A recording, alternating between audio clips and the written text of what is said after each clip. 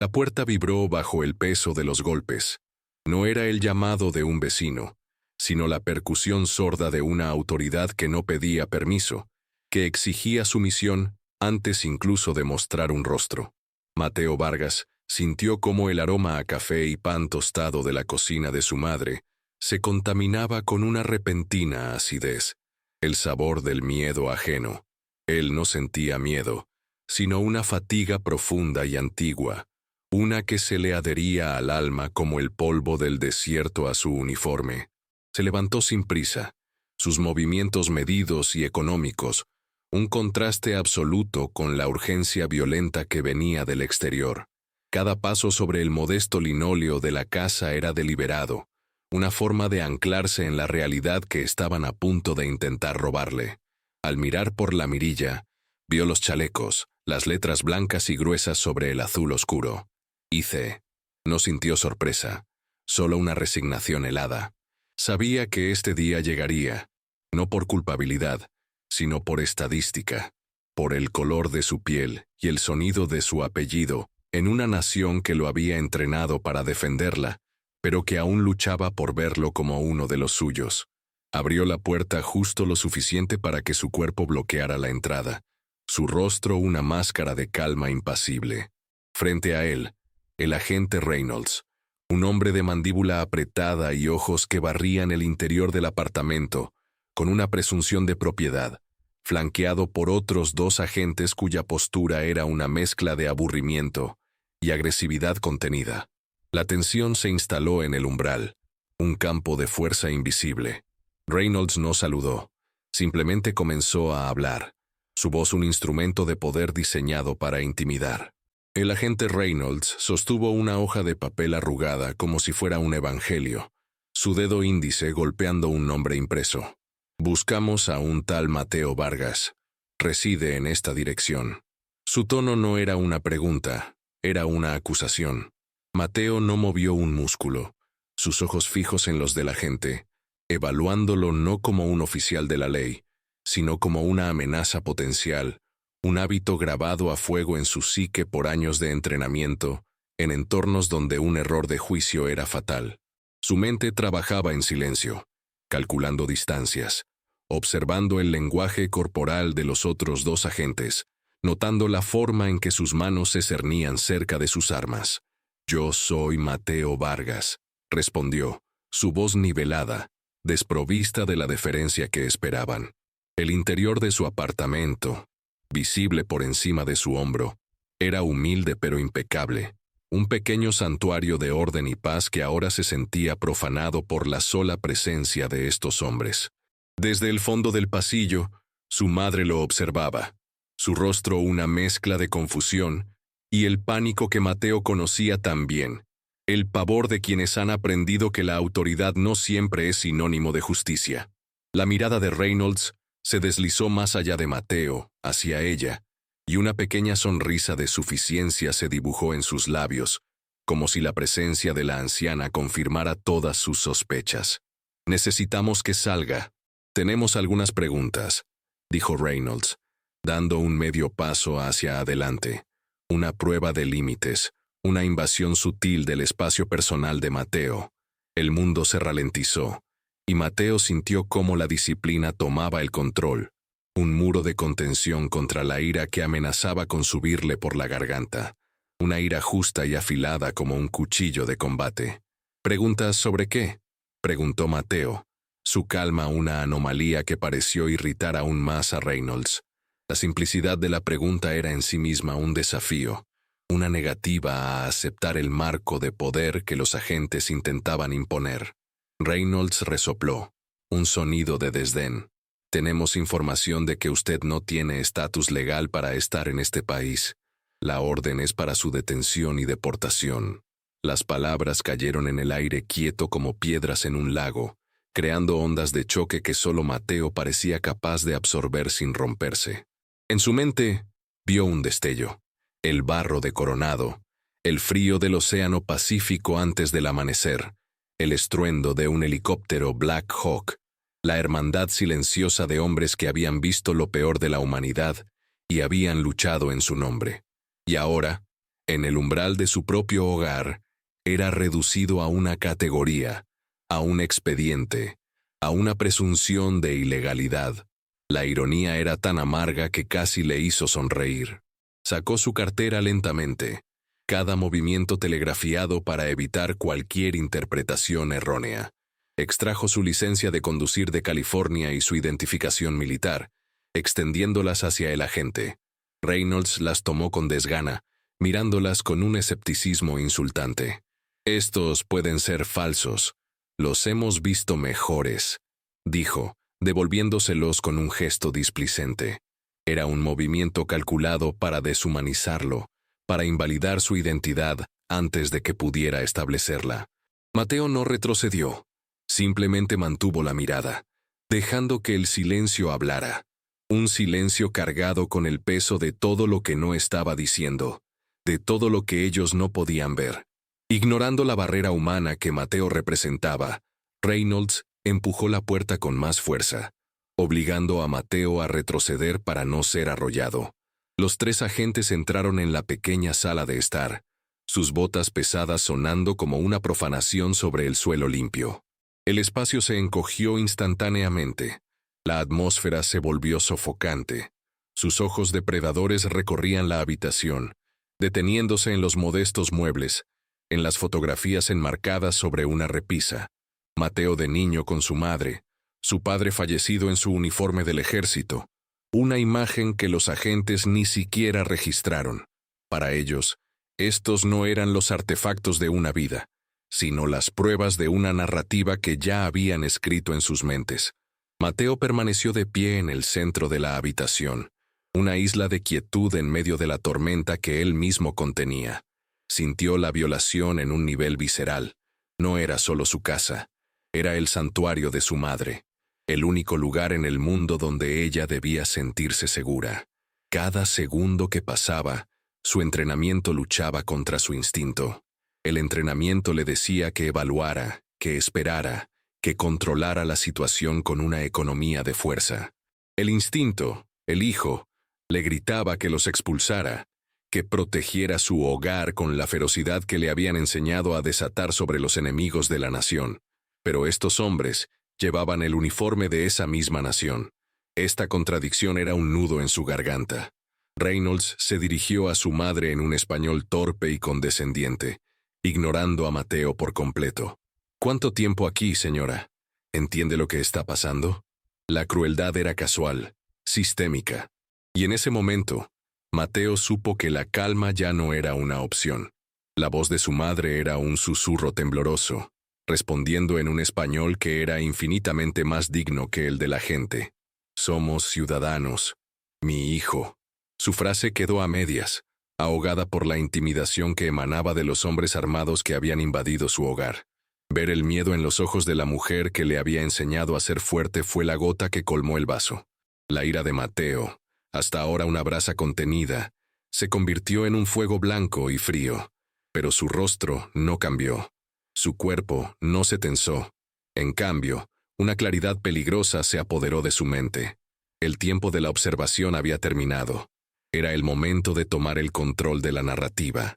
Se movió no hacia los agentes, sino colocándose sutilmente entre ellos y su madre, un escudo humano.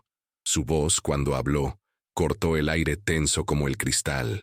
«Agente Reynolds», dijo, y el uso de su nombre fue tan preciso y deliberado que el agente se giró sorprendido. «Le he proporcionado mi identificación.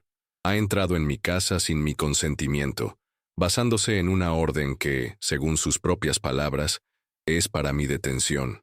Le pregunto bajo qué sección del Código de los Estados Unidos está operando y si ha confirmado la validez de su información con alguna otra fuente además de la que le llevó a mi puerta». El lenguaje era formal, inesperado. No era la respuesta de un trabajador indocumentado asustado. Era la pregunta de alguien que entendía el sistema, que sabía de procedimientos y de derechos. La confianza de Reynolds vaciló por primera vez. Una microexpresión de incertidumbre cruzó su rostro. Había esperado súplicas o una agresión estúpida, no un desafío legal y articulado. «No tengo que explicarle los procedimientos a usted», espetó Reynolds, recuperando parte de su arrogancia, pero su voz había perdido el filo. Usted viene con nosotros. Podemos resolver esto en la oficina. Era una amenaza velada, una táctica para recuperar el dominio. Los otros dos agentes dieron un paso adelante, preparándose para actuar, interpretando la firmeza de Mateo como resistencia. Mateo no se movió. Levantó una mano, no en un gesto de rendición, sino de alto, un comando universal que hizo que los dos agentes se detuvieran instintivamente, un reflejo condicionado por la autoridad inherente en el gesto. La habitación quedó en silencio, un silencio preñado de lo que estaba por venir. Mateo miró a cada uno de los agentes a los ojos, uno por uno, forzándolos a encontrar su mirada. Luego, su voz bajó, volviéndose más tranquila, pero infinitamente más pesada, cada palabra cayendo con una gravedad calculada. Ustedes han cometido un grave error, dijo, sin rastro de ira, solo una declaración de hecho. Un error que va a tener consecuencias. Reynolds soltó una risa incrédula. ¿Y sí? ¿Y qué vas a hacer tú? La pregunta colgó en el aire, llena de burla. Mateo dejó que el eco de la pregunta se desvaneciera antes de responder. Su mirada fija en la de Reynolds, una mirada que había sido forjada en crisoles que el agente no podía ni imaginar. La inversión de poder estaba a punto de comenzar, no con un estallido de violencia, sino con una simple y devastadora revelación de la verdad. «Mi nombre», comenzó Mateo, su voz tan clara y firme como una campana en la niebla, «es Mateo Alejandro Vargas. Y no voy a hacer nada, porque ustedes van a darse la vuelta, van a salir de mi casa y van a rezar para que no presente una queja formal a mis superiores y a los suyos». La confusión en el rostro de Reynolds se profundizó. «¿Tus superiores? ¿De qué demonios hablas?» Mateo mantuvo la calma, dejando que cada pieza de información cayera con el máximo impacto. «Soy el suboficial de primera clase Mateo Vargas, número de servicio 765-23-891, de los SEAL de la Marina de los Estados Unidos. Operador activo, asignado al Grupo de Desarrollo de Guerra Especial Naval». El silencio que siguió fue absoluto, tan denso que parecía tener peso físico. Las palabras SEAL de la Marina flotaban en el aire, recontextualizando toda la escena. El joven mexicano que habían venido a deportar, el ilegal al que habían acosado, el hombre cuya identidad habían descartado como falsa, acababa de reclamarla de la manera más impactante posible. La arrogancia se desvaneció del rostro de Reynolds, reemplazada por una palidez enfermiza. Los otros dos agentes se miraron. El pánico comenzaba a florecer en sus ojos. Habían cruzado una línea que no sabían que existía. No habían acorralado a una presa fácil. Habían pateado un nido de avispas del más alto nivel militar. El poder en la habitación no solo se había equilibrado, se había invertido por completo y de forma cataclísmica. Mateo era ahora quien tenía el control total. «Eso es imposible», tartamudeó Reynolds, pero la negación sonaba hueca, desesperada. La compostura de Mateo, su disciplina, su negativa a ser intimidado, todo cobraba un sentido terrible para ellos ahora. No era la resistencia de un criminal, era la contención de un guerrero de élite. Mateo no se dignó a responder a su incredulidad.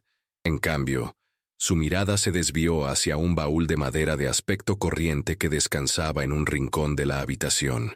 «En ese baúl», dijo, su voz ahora un comando tranquilo, «encontrarán mi uniforme de gala. En el bolsillo interior de la chaqueta está mi documentación completa. Junto a él hay una caja de exhibición. Si la abren, verán la cruz de la Armada que me fue otorgada por acciones en la provincia de Helmand. También encontrarán una estrella de plata y 3 corazones púrpuras». No se movió para buscarlo él mismo. Los estaba dirigiendo, y ellos, a pesar de sus chalecos y sus armas, estaban paralizados por la autoridad en su voz. Uno de los agentes más jóvenes, con el rostro pálido, dio un paso vacilante hacia el baúl, mirando a Reynolds en busca de confirmación. Reynolds, con la mandíbula temblando ligeramente, solo pudo asentir.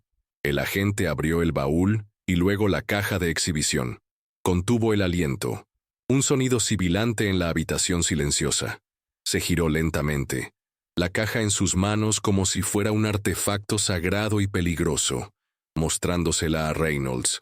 Las medallas brillaban débilmente bajo la luz de la sala, símbolos innegables de valor, sacrificio y ciudadanía al más alto nivel. El metal pulido de la cruz de la armada pareció absorber toda la luz y el sonido de la habitación. Reynolds miró las medallas y luego el rostro de Mateo, y por primera vez lo vio. No vio a un hispano, no vio a un sospechoso, no vio a un ilegal.